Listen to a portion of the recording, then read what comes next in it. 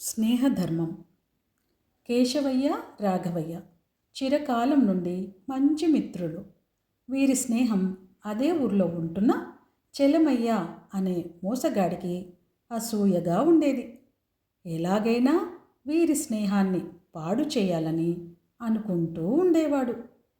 ఇలా రోజులు గడుస్తుండగా రాఘవయ్య ఒకరోజు సాయంత్రం పొలం నుండి తిరిగి వస్తూ కాలు జారి పడ్డాడు. కాలి ఎముక విరిగింది. ఆ చుట్టుపక్కల పొలాల్లో ఉన్న మిగిలిన రైతులు సాయం పట్టి రాఘవయ్యను ఇంటికి చేర్చారు. ఊర్లో అందరూ వెళ్ళి రాఘవయ్యను పరామర్శించి వచ్చారు. ఆ సమయానికి కేశవయ్య ఊళ్ళో లేడు కనుక కేశవయ్య మాత్రం వెళ్ళలేదు. చెలమయ్య ఆ మిత్రులను విడదీయడానికి ఇదే మంచి సమయం అనుకుని రాఘవయ్య ఇంటికి వెళ్ళి పరామర్శించి కేశవయ్య రానందుకు అతని మీద నెపం వేశాడు. రాఘవయ్య అందుకు బాధపడకుండా కాస్త ఆలోచిస్తూ, ఈరోజు ఉదయం ఏదో పని మీద పొరుగురు పోతున్నానని చెప్పాడు కేశవయ్య, వెళ్ళాడేమో అన్నాడు.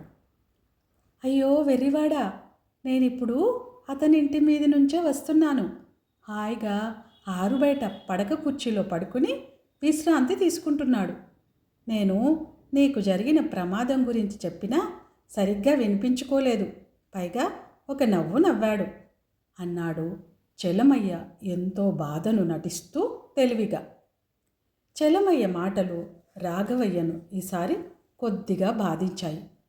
అది గ్రహించిన చెలమయ్య ఇంకా ఏవేవో చెప్పి కేశవయ్యను కాసేపు తిట్టి వెళ్ళిపోయాడు. పొరుగురు వెళ్ళిన కేశవయ్య 2 రోజుల తర్వాత స్వగ్రామానికి తిరిగి వచ్చాడు. అతడు ఊర్లో అడుగు పెడుతూనే రాఘవయ్యకి ఎదురైన ప్రమాదం గురించి విని ఎంతగానో బాధపడుతూ వెంటనే స్నేహితుణ్ణి పరామర్శించడానికి వెళ్ళాడు. కేశవయ్యను చూస్తూనే రాఘవయ్య ముఖం తిప్పేసుకున్నాడు. కేశవయ్య మిత్రుడి ధోరణి అర్థం కాక విస్తుపోయాడు. కాసేపటికి ఆరోగ్యం బాగాలేక అయి ఉంటుందనుకున్నాడు. ఇంకా ఎందుకు నిలబడి ఉన్నావు? అసలు నా ఇంటికి ఎందుకు వచ్చావు? నేను వచ్చి చచ్చానో బ్రతికి ఉన్నానో చూసిపోదామని వచ్చావా ఏమిటి అంటూ విసురుగా మాట్లాడారు రాఘవయ్య. కేశవయ్య ముందు నిర్ఘాంతపోయి బదులు చెప్పకుండా మౌనంగా వెనుతిరిగి వచ్చేశాడు. ఇది జరిగిన తర్వాత చెలమయ్య తన ప్రయత్నాలు చురుగ్గా కొనసాగించాడు.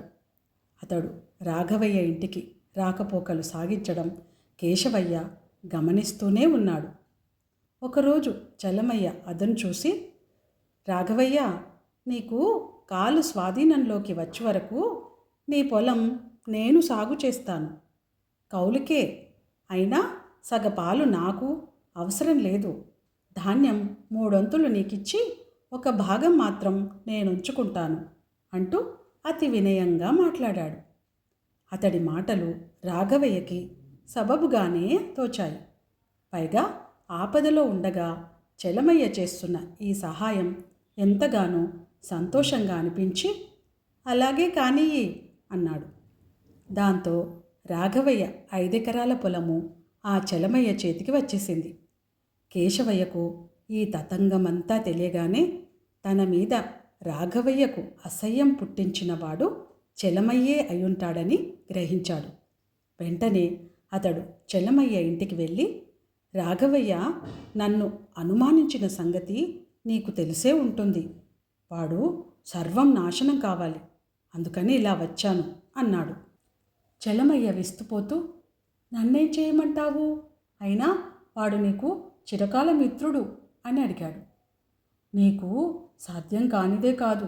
రాఘవయ్య పొలము ఎలాగూ నీ అధీనమయ్యింది కదా. పంట వచ్చాక ధాన్యం 1 గింజ కూడా అతడికి ఇవ్వకు, దాంతో తిండికి మాడి చస్తాడు అన్నాడు కేశవయ్య కోపంగా. అదెలా సాధ్యం? కౌలు పత్రంలో ధాన్యం 3 వంతులు అతడికిస్తానని వ్రాసిచ్చాను అన్నాడు చెలమయ్య. పత్రంలో వ్రాస్తే మాత్రం ఏం? రాత్రికి రాత్రి కుప్పలు మార్చి ఇంటికి చేర్చుకో. గడ్డి తగలబెట్టి కుప్పలెవరో కాల్చేశారని ప్రచారం చెయ్యి. అని సలహా ఇచ్చాడు కేశవయ్య ఎంతో నేర్పుగా. ఆ సలహా బాగా నచ్చింది చలమయ్యకు. ఆ ఏడు సకాలంలో వర్షాలు పడి పంటలు బాగా వస్తుండగా కేశవయ్య మళ్ళీ ఒకసారి చెల్లమయ్యను కలుసుకొని సిద్ధంగా ఉన్నావా అని అడిగాడు. ఆ, రేపు రాత్రికే కుప్పలు మార్చేసి నీ సలహా పాటిస్తాను అన్నాడు చెల్లమయ్య.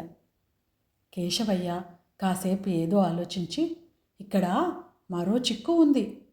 ధాన్యము నీ ఇంటికి చేర్చుకుంటే ఊళ్ళో వాళ్ళకి అనుమానం కలగొచ్చు. విషయం పాతబడే వరకు ధాన్యం నా ఇంట్లో దాచి ఉంచు. అందుకు నాకెలాంటి అభ్యంతరమూ లేదు అన్నాడు తీక్షణంగా ఎటో చూస్తూ.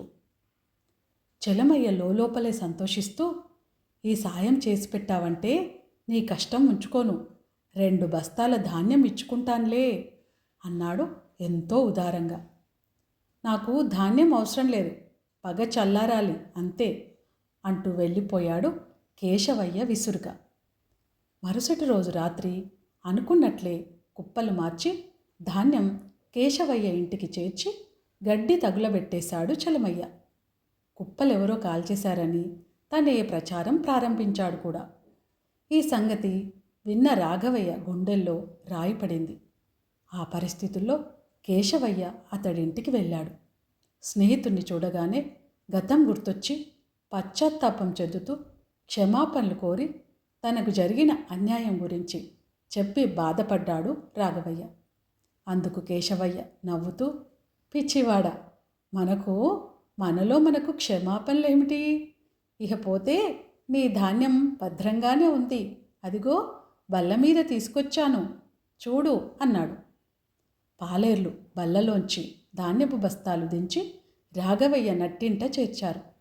4 రోజుల తర్వాత చలమయ్య కేశవయ్యను కలుసుకొని ధాన్యం తోలిపెట్టమని అడిగాడు. కుప్పలు తగులపడిపోతే ధాన్యం ఎక్కడి నుంచి వస్తుంది? ఈ మాట మరెవరితో అయినా అనేవు, నీకు మతిపోయిందని నవ్వుతారు అన్నాడు కేశవయ్య వ్యంగ్యంగా.